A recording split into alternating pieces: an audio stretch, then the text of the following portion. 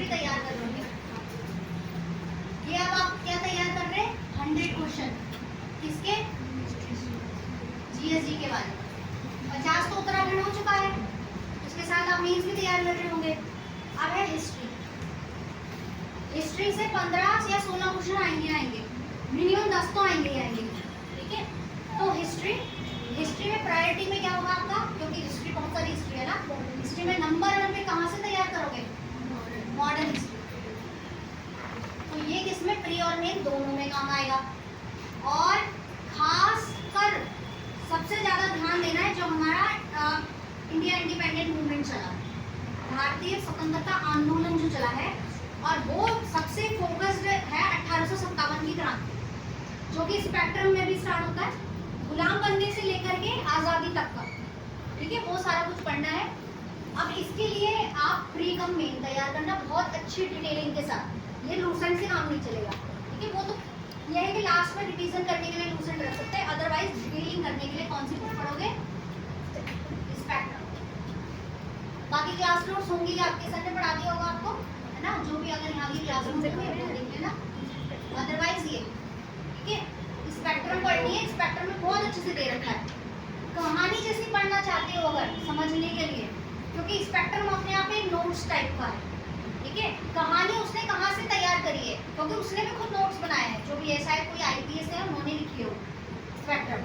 ठीक है, और बहुत चलती है आईएएस में, तो यही पढ़ते हैं सब लोग। तो स्पेक्ट्रम, और अगर कहानी जैसी पढ़नी है तो है विपिन चंद्र की बुक। विपिन चंद्र class 12 old NCERT, black swan करके शायद निकालता है, कौन निकालता है, या पीडीएफ मिल जाएगी ऑनलाइन। ये कहानी समझने के लिए, कहानी टाइप की बना रखी है पूरी की पूरी, एक कहानी जैसे कि कैसे हुआ, क्या हुआ, है ना, पूरा स्टोरी टाइप की। तो ऐसे कर सकते हो। नोट्स टाइप करना है तो स्पेक्ट्रम, डायरेक्ट स्पेक्ट्रम किसी को समझ में आती है, स्पेक्ट्रम पढ़ो। और स्पेक्ट्रम में खासकर जो हर एक चैप्टर के लास्ट में नोट्स नहीं दे रखे, उसकी तो फोटो खींच के पीडीएफ टाइप बनाओ। उससे क्या होगा, लास्ट में रिवीजन करने के लिए, क्योंकि हिस्ट्री में फोकस पॉइंट पता होने चाहिए आपको किसी भी चीज़ के। मान लिया आपके पास इंडिया वो पूछ लिया उसने, गांधी के एंट्री होने के बाद जो चेंजेस हुए हैं हमारे यहाँ, गांधी जी के एंट्री होने के बाद, है ना, तो पूरा एक टाइम पीरियड दे रखा ना कि गांधी जी के आने के बाद की जो व्यवस्था थी, गांधी जी से पहले और गांधी जी के बाद की जो व्यवस्था, ऐसा कोई क्वेश्चन आ गया तो पूरे फोकस पॉइंट मिलेंगे कि उनके आने के बाद सबसे इम्पोर्टेंट तो ये जन आंदोलन बना। उससे पहले कोई भी किसान मजदूरों को नहीं पूछता था।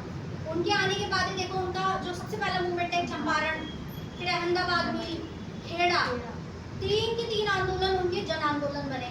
आगे जाके फिर उन्होंने असहयोग आंदोलन, सविनय अवज्ञा आंदोलन, भारत छोड़ो आंदोलन, जितने भी आंदोलन है, तो ये सारा ट्रक्स कहाँ मिलेगा? हर एक चैप्टर के जो पीछे होगा वो जरूर आपके पास ट्रक्स होना चाहिए। ठीक है, और यहाँ से कहानी जैसी पढ़ने को मिल जाएगी। एक होता है ना स्टोरी सी पता चल जाए, तो बाकी अगर क्लास नोट्स है तो आपको जरूरत नहीं पड़ेगी।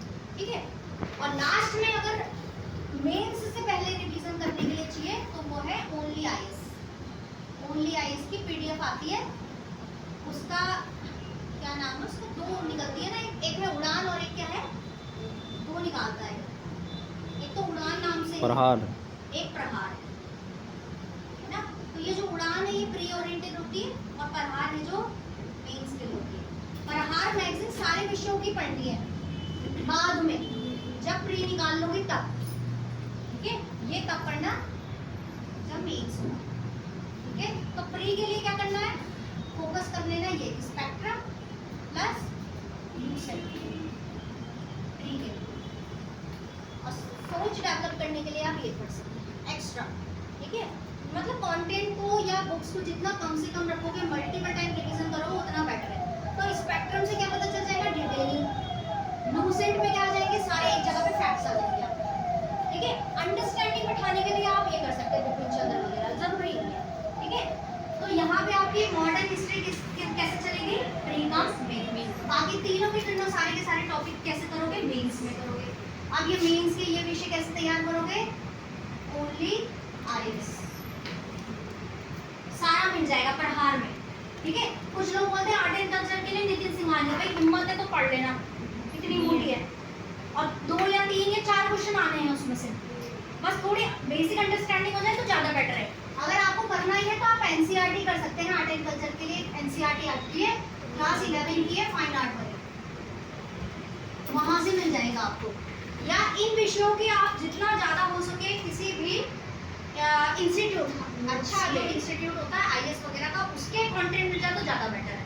क्योंकि क्या होगा इसमें, मान लिया अगर मंदिर स्थापत्य कला है तो कोई उसमें रिसर्च थोड़ी करती है तुम्हें बस 5 पॉइंट पता होनी चाहिए कि 5 पॉइंट तुम लिख पाओ। मान लिया ताजमहल से संबंधित पूछ लिया और उसने इंडो इस्लामिक कल्चर के बारे में पूछ लिया, तो यही तो एग्जाम्पल दोगे कि इंडियन कल्चर और उसमें थोड़ा इस्लामिक टच आ रहा है, तो उसमें ताजमहल का एग्जाम्पल आप दे सकते हो। जैसे इस बार पूछ रहे हैं ताजमहल वगैरह से रिलेटेड पूछ लेता है। जैसे बाहर से आए हमारे यहाँ पे यूनानी लोग आए जैसे, तो उन्होंने यहाँ पे इंट्रोड्यूस किया इंडो ग्रीक वाला जो था, जिसमें क्या आ जाता है इंडो ग्रीक वाले में जो हमारे यहाँ पे मूर्ति कला है, बुद्ध की मूर्ति कला है ना, तो यूनानी वाला टच आता है उसमें, तो वो आप वहाँ पे यूज कर सकते हो। तो ओवरऑल किसी भी इन विषयों में किसी भी ओनली आईएएस का आप पढ़ सकते हो, ओनली आईएएस का पढ़ लो, या किसी भी ऑनलाइन प्लेटफॉर्म पे। अगर आपको पीडीएफ चाहिए होंगी तो आप गूगल पे सर्च करना, मतलब अच्छे इंस्टीट्यूट की चाहिए यूपीएससी पीडीएफ, बस ये सर्च करना, एक वेबसाइट खुल जाएगी यूपीएससी पीडीएफ, उसमें सारे यूपीएससी का कंटेंट की बाढ़ है, उसमें सारी बुक्स, बड़े बड़े इंस्टीट्यूट के नोट्स, क्लास नोट्स, बुक्स की पीडीएफ, सब कुछ मिल जाएगा यूपीएससी पीडीएफ की वेबसाइट पे, सारा कुछ मिल जाएगा, ठीक है। और अगर कोई एनसीईआरटी पढ़नी है, ये इंडिया आफ्टर इंडिपेंडेंस, तो क्लास 12 की एक एनसीईआरटी आती है, ऑनलाइन आप डाउनलोड कर सकते हैं।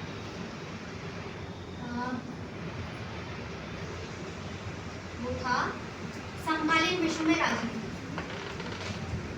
अब इंग्लिश में देख लेना क्या नाम है, समकालीन विश्व में राजनीति। ये एक एनसीईआरटी की बुक आती है, बड़ा अच्छा इसमें लिख रखा है, जिसमें आपको शीत युद्ध, कोल्ड वॉर के बारे में होगा, और यूनाइटेड नेशन जो बना है, जो ब्रिक्स वगैरह जो भी फॉर्म हुए हैं, हमारे आसपास के पड़ोसियों के साथ हमारे संबंध, और जो इंटरनेशनल लेवल पे एनवायरनमेंट से रिलेटेड जो भी इश्यूज हैं वो सारे के सारे इसमें आप पढ़ लोगे।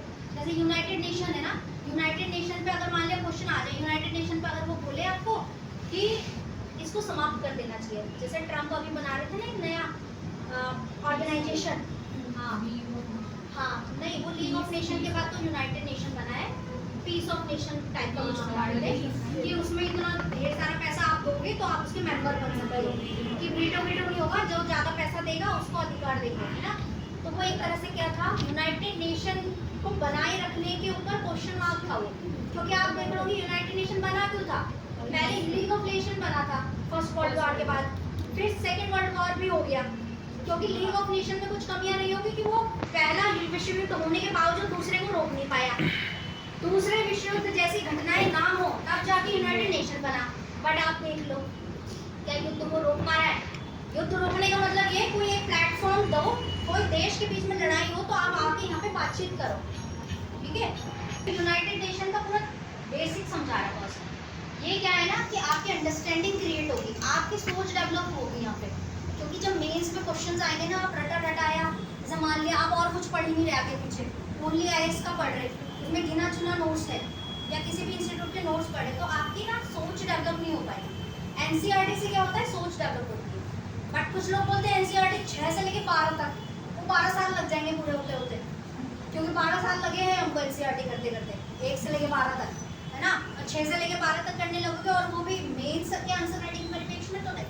बस आपको ये पता होना चाहिए किस विषय के लिए कौन सी बुक कौन सी क्लास की उठानी है और कहाँ पे उसकी इम्पोर्टेंस है। तो जैसे यूनाइटेड नेशन का मैं एग्जांपल देंगे तो उसमें बता रखा है, तो अब आप बोलोगे हाँ खत्म कर देना चाहिए भाई, रशिया यूक्रेन वॉर नहीं रोक पा रहा हो, ठीक है, अभी हॉर्मोज बंद कर दिया, बहुत जगह पे कहीं कहीं युद्ध होते रहते हैं, तो फिर जब वो अपना काम ही नहीं कर पा रहा है तो क्यों बना रखा है, कुछ भी होता है वीटो लगा देते हैं, खासकर हमें परमानेंट मेंबर बनाना होता है तो चाइना वीटो लगा देता है, ठीक है, बोलता है इनको करोगे तो पाकिस्तान को भी करो, तो इसका मतलब क्या है ना।